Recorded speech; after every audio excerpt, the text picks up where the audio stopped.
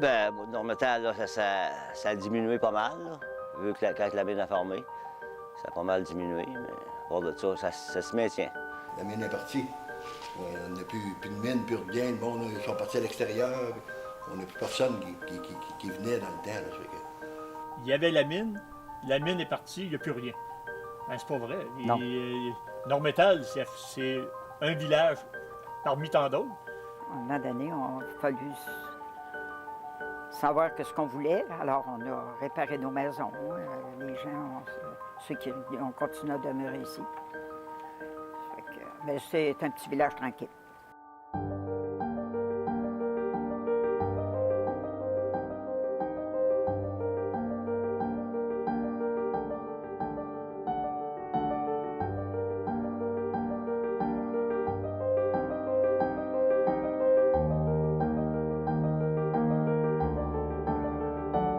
On ne passe pas à Normétal comme on va passer, par exemple, à Boulay, à Rouyn, à Sainte-Rose.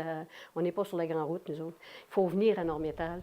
Puis pour venir à Normétal, ça prend quelque chose d'intéressant. On est comme les Gaulois, comme Astérix et Obélix dans le fond de la Gaule. On est à 7 km de l'Ontario, de la ligne d'Ontario. On ne parle pas anglais, mais c'est pas grave. Puis on se défend bien là, parce que quand la mine a fermé, le boss de la mine avait dit que Normétal fermerait, puis ça a fermé en 75, puis en 2017, on est encore là. Ça fait qu'on se tient debout, on essaie d'avancer dans la vie, là. Les activités minières ont cessé à Normétal durant les années 70. La ville a survécu, elle continue de survivre.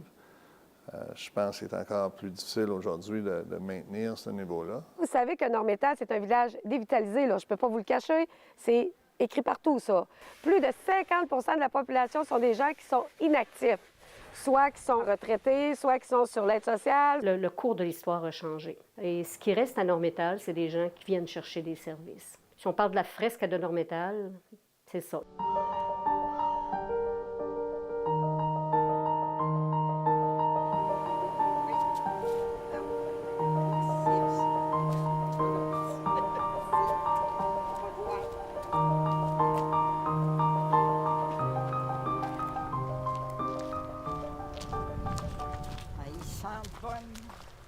C'est bon, Blomorin.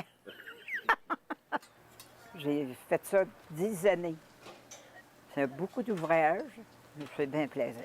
C'est comme ça qu'on s'en est sorti après que la mine a été formée.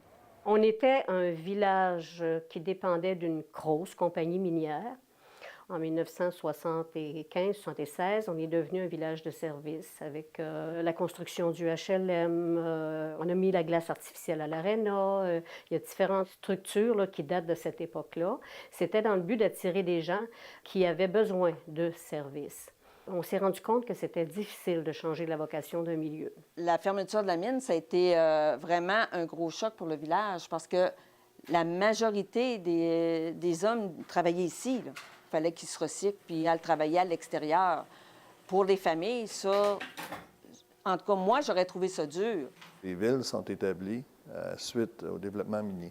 Le plus grand défi qu'on a, c'est de s'assurer de la pérennité de ces villes-là. Aujourd'hui, on a plus de chances de maintenir ces communautés-là.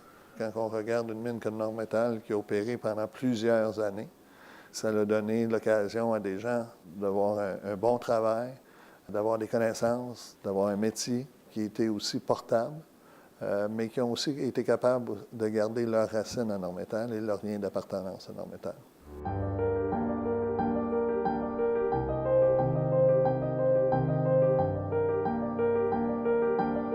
Les hommes, ils vont travailler à l'extérieur. Il y en a qui partent à Raglan, il y en a qui sont au Pinaka, il y en a d'autres qui travaillent ici pour la Casa, il y en a qui travaillent juste à la Sarre. Mais la majorité, c'était des mineurs, là. Parce qu'on est proche de d'autres mines, fait que le monde reste ici de pareil. Il y a une mine à 100 km d'ici, ça s'appelle Casa Berardi. Et il y a énormément de mineurs qui travaillent à Casa Berardi. On part le matin, puis on revient le soir.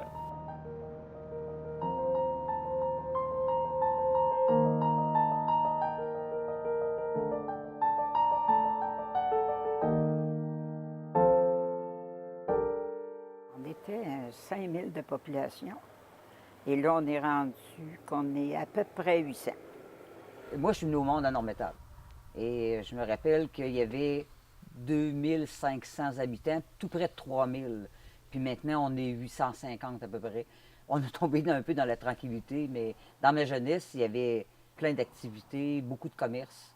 Il y avait ben gros du monde, hein? La mine marchait, il y avait ben gros du monde. C'est pas mal de fun.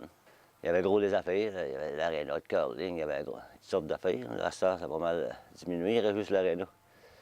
Mon père était quand même impliqué dans les sports, comme arbitre au hockey, arbitre au baseball. C'était des gens aussi qui s'impliquaient pour que leur communauté soit vibrante. La TV existait, mais il y avait peu de programmation. C'était un temps où quand même on se faisait notre propre fun. Ma mère était une éducatrice. Je pense que les enseignantes, dans le temps, jouaient un rôle très important dans la communauté.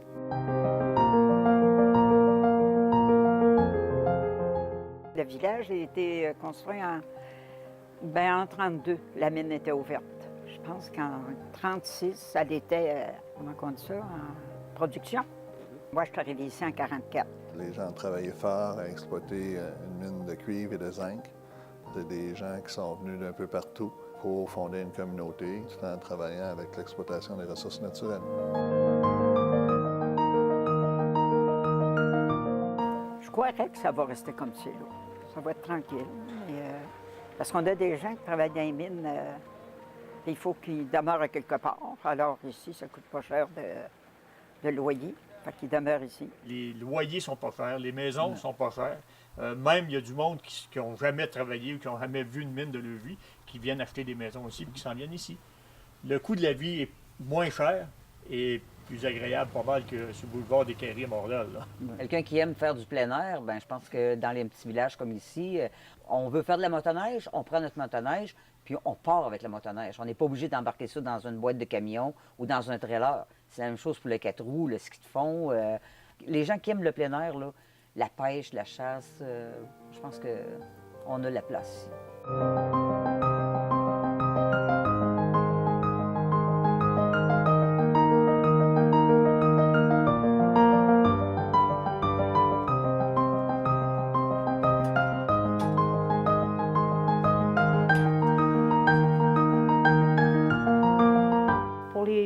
Familles qui ont quand même à voyager pour travailler, rester ici, c'est avantageux.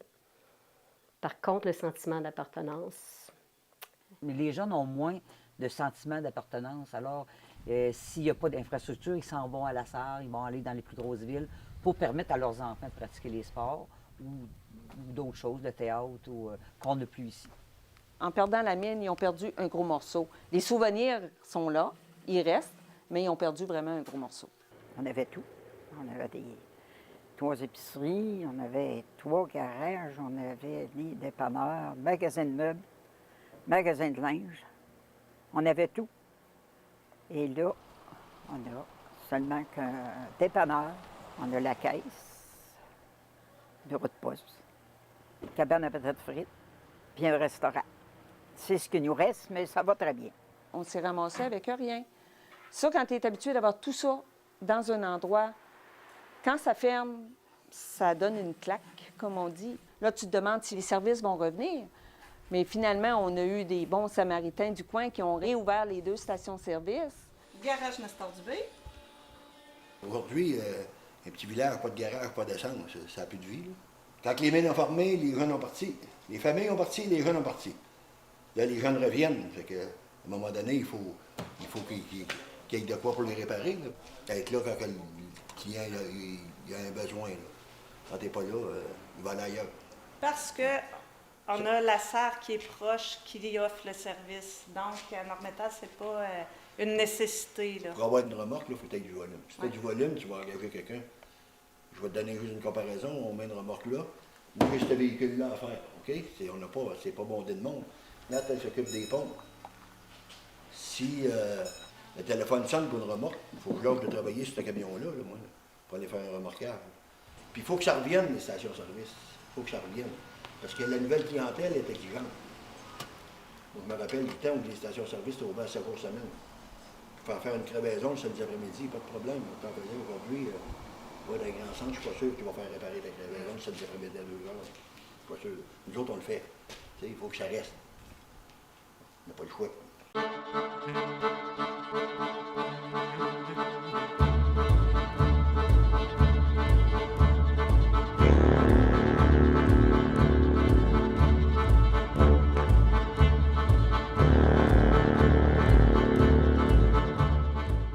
toujours eu souci du bien-être de notre collectivité. Fait que, je pense que c'est ça qui est la fait de notre succès aussi. Je trouve que c'est incroyable d'un petit village de 800 de population d'avoir une entreprise de 40 employés. C'est ça qu'on distribue à grandeur de l'Abitibi-Témiscamingue. On fait à Rouyn, Val-d'Or, Amos, on fait le tour. Je crois que c'est plus une question d'équipe.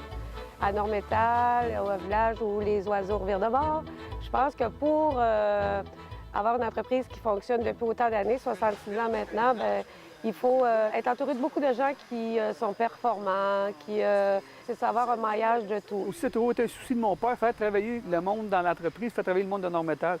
Quand il m'a légué la boulangerie, il me dit « Si tu fais 10 ans puis tu fais travailler du monde 10 ans de temps, bien, tu mettras la clé dans la porte. » Là, il doit être heureux parce que ça fait 15 ans qu'il est décédé. Ça fait que, on a quand même encore des bonnes années. L'héritage le plus important qu'ils m'ont laissé, c'est le travail, l'honnêteté, la famille et la débrouillardise. C'est les 4 grands thèmes que ma famille ont laissés derrière eux et qu'on essaie de perpétuer aujourd'hui.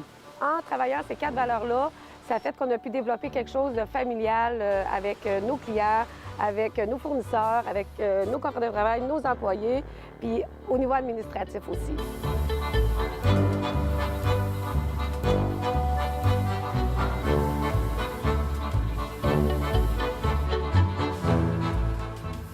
Même si on est loin, ce qui vaut beaucoup dans cette entreprise-là, c'est les humains qui y travaillent. Comme je vous dis, on est vraiment à l'écoute. Puis on va directement sentir le pouls du client. Puis je pense que c'est ça qui fait la force. Puis on essaie toujours de faire aussi des produits de qualité, c'est sûr, des produits presque pas d'agents de conservation, plus des farines de qualité, plus des ingrédients de qualité, de la levure fraîche. La consommation a beaucoup changé, hein? C'est plus qu'on vend une grosse quantité de pain, c'est qu'on vend une qualité de pain un petit peu plus chère. Dans le fond, il faut que je vérifie ce qui est prêt là-dedans, dans combien de temps, quelle grosseur. Ça se fait tout à l'œil, ça. Il n'y a pas de temps pour ça. C'est nous qui décident quand est-ce que le stock est prêt. Avec l'expérience, d'après la hauteur, la façon qui est élevée, nous, on le sait d'avance si c'est prêt ou pas, si on est prêt à enfourner. Artisanal d'un bout à l'autre. Au prochain tour de four, ce qui veut dire dans 4 minutes, nos nœuds vont être prêts. Le pain, c'est vivant, hein? Fait qu'en étant vivant, un boulanger fait un pain, puis l'autre, puis il ne fera pas le même pain parce qu'il ne mettra pas la même attention sur ce qu'il fabrique. Comme moi, à Val-d'Or, à un moment donné, je faisais du pain. Il y a un boulanger qui ne rentrait pas de nuit, puis les filles rentraient le matin. Ah, c'est le patron qui a fait le pain. Juste à voir le pain, il savait que c'était le patron qui avait fait le pain. C'est explosif, il est bon, il est goûteux, il y a tout ce qu'il faut pour être un bon pain, là. Pour moi, c'est le meilleur pain qui n'existe pas sur la terre.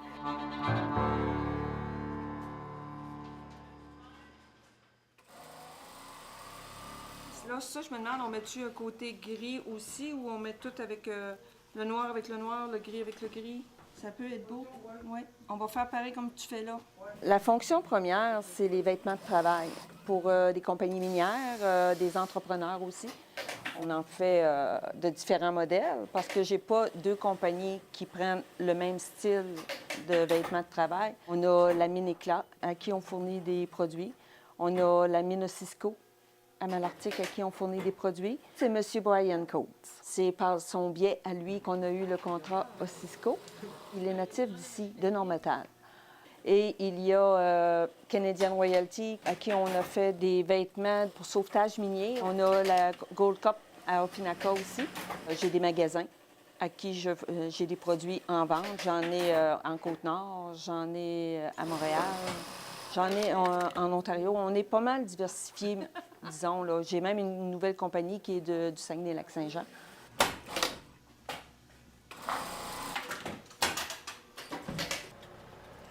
Ils ont de la misère avec la température qu'on a. 6 filles. Puis mes 4 garçons, il y en a 2 à Rouyn, il y en a un à Val-d'Or, puis un à Mont-Laurier. C'est sûr que s'ils ne seraient pas ici, que je ne serais pas ici moi non plus, là, je serais probablement rendu à la serre. Mais ils sont tous autour de moi, il faut que...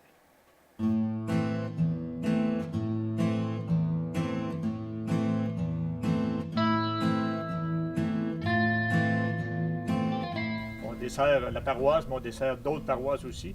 Bien, il faut avoir plusieurs chauffeurs. La pratique aujourd'hui, c'était de vérifier avec Doris ses compétences pour être capable de partir avec le camion, l'autopompe, d'aller faire le travail à l'autre bout et revenir. On sait qu'un coup rendu là-bas, il n'y a pas aucun problème, il est capable d'opérer. Mais pour être capable de y aller, partir, faire les bonnes choses, on voulait juste vérifier ça aujourd'hui.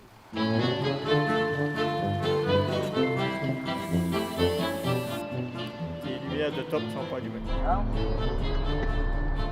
Ben gros. OK, ça l'approche du bout, puis on voit de la fumée, des plantes. Alors, on va avoir besoin de renfort. Alors, on appelle tout de suite un renfort. Moi, j'ai rentré il y a 28 ans. Et quand je suis rentré, ben, c'est parce que mon beau-frère était pompier volontaire. J'avais des amis qui étaient pompiers volontaires. Ils ont dit, on va aller essayer ça.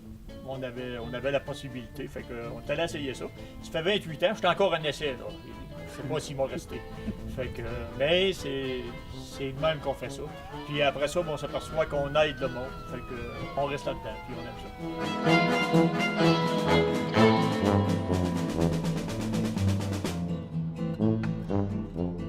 Bel job. Une couple de petites affaires. Bien, c'est sûr qu'il n'y a rien de parfait. C'est tout le temps.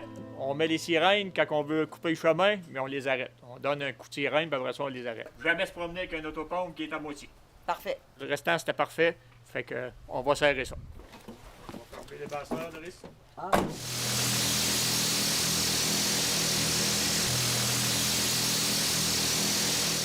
Ça va dépendre s'il repart une mine. En tout cas, il y a ça qui regarde pas mal, là.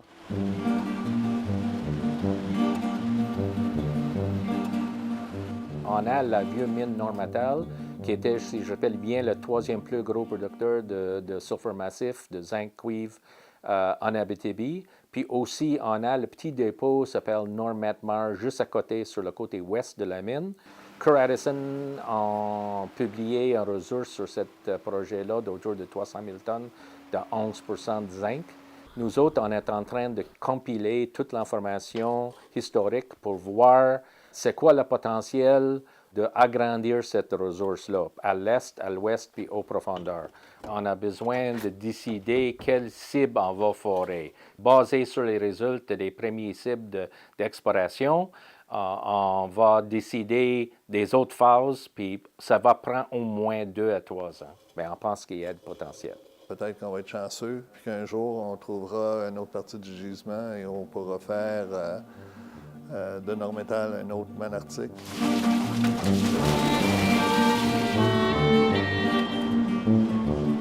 Sans les mines, il n'y a pas de travail.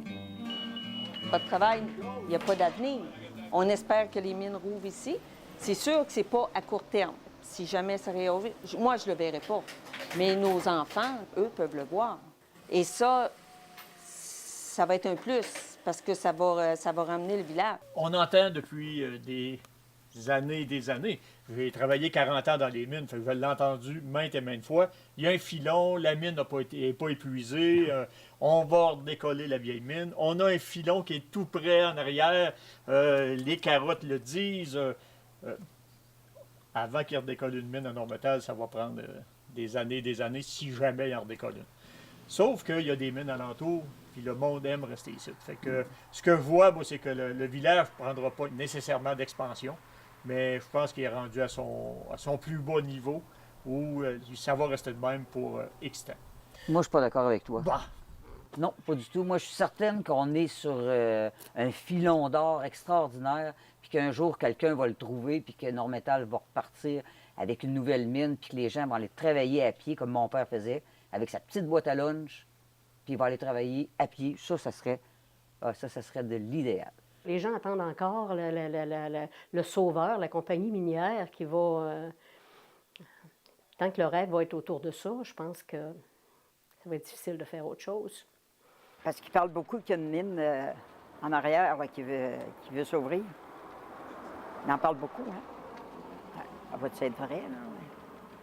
Mais j'espérance qu'il y ait de la roche en dessous de la mienne, fait que je vais le revendre. C'est sûr. Je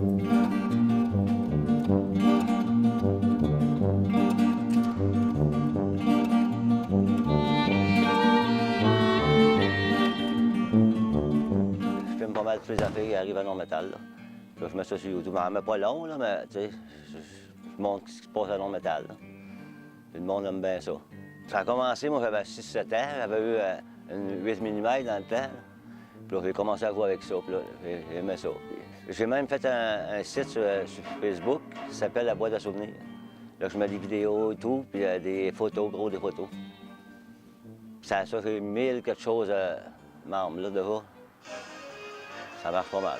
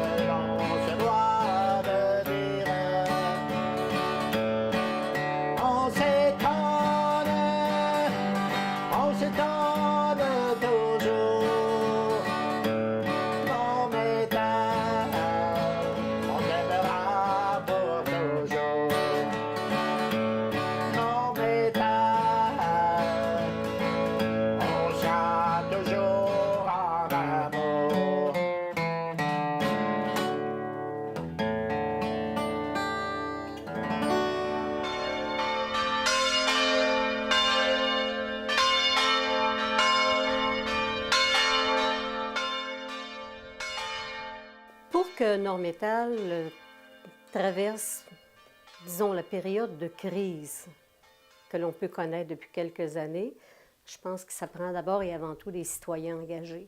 Et il faut vraiment que les gens fassent du coude à coude et qu'on décide qu'on veut travailler ensemble.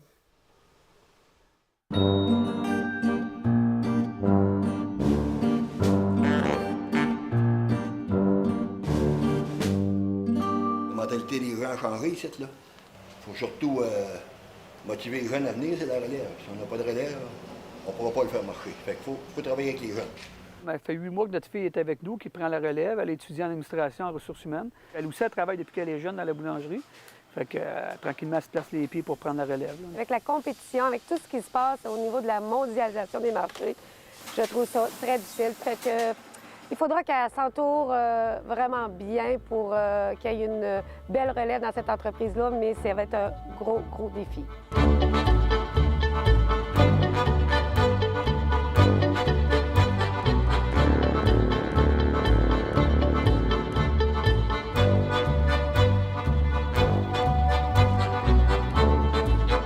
On m'a demandé de faire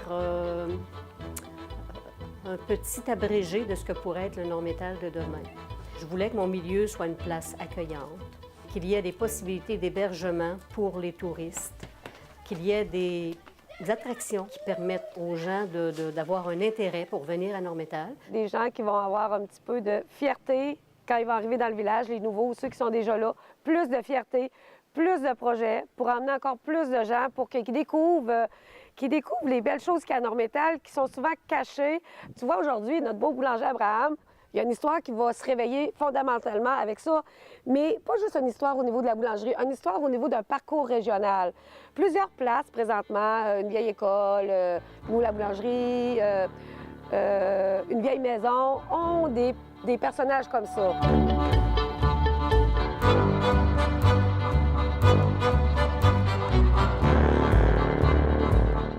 personne de racine. Je suis attachée à l'histoire de mon milieu. La preuve que je suis une femme de racine, c'est que je suis ici depuis 65 ans. Les costumes qu'on voit ici, c'est les costumes de la trentaine d'organismes qu'on a déjà eus. J'ai trouvé qu'il y avait beaucoup de choses, beaucoup d'articles, d'objets qui disparaissaient. On en perdait la trace, on ne savait plus où c'était. Et j'ai entrepris de monter le musée afin de permettre aux générations qui nous suivent de pouvoir voir ce que c'était l'histoire de Normétal.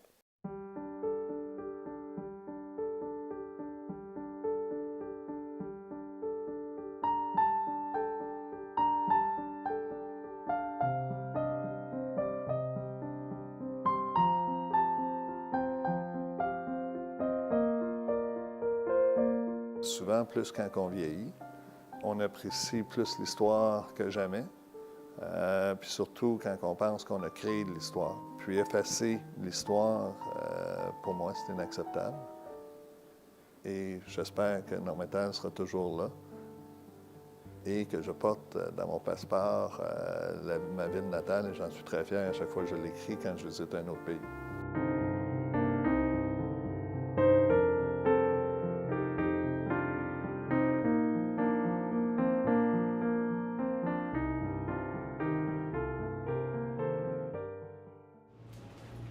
On a un projet d'exploration. Est-ce que c'est un bon projet d'exploration? Oui. Est-ce que ça vaut la peine de dépenser plus d'argent pour voir le potentiel de la propriété? Oui. Mais est-ce qu'on peut dire qu'on va arriver au point d'avoir une feasibilité? On ne sait pas. On a besoin de faire le travail avant de parler comme ça. On a toujours une tendance à avoir un pied dans le passé, là. Qu'est-ce que peut devenir Normétal? Ça dépend beaucoup de l'investissement qu'on va y mettre. Ici, c'est géré avec bon sens. Tant qu'à moi, il n'y a pas de problème. Un village là, où les jeunes vont être bien, puis ils vont s'amuser ensemble, tu sais, là. Puis ils vont avoir du fun, tu sais. Tu leur donnes les services, l'école, station d'essence, épicerie, CLSC, tu sais, là, ils vont rester.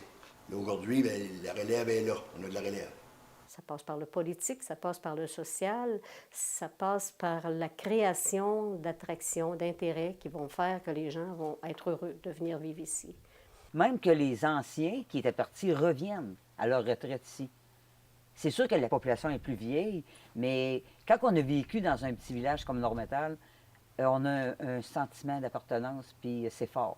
Les gens reviennent, puis de plus en plus, là, on en voit des anciens qui reviennent. Puis à tous les années, ils viennent faire un tour, puis on a de leurs nouvelles. Donc, je pense pas Normétal ne fera pas. Non. C'est sûr que je peux pas vous dire que l'avenir, je vois quelque chose de vraiment rose mais on va essayer, pareil, de continuer qu'est-ce qu'on a commencé puis d'en être fiers. Je pense que c'est ça qui est le plus important pour nous. Fait que Normétal, je sais pas. Le succès que j'ai connu durant ma carrière, je peux certainement l'attribuer aux valeurs que j'ai acquises à Normétal, une région qui me tient beaucoup à cœur, une ville qui me tient beaucoup à cœur et que je ne peux pas oublier. Oui, ça reste une place de mine.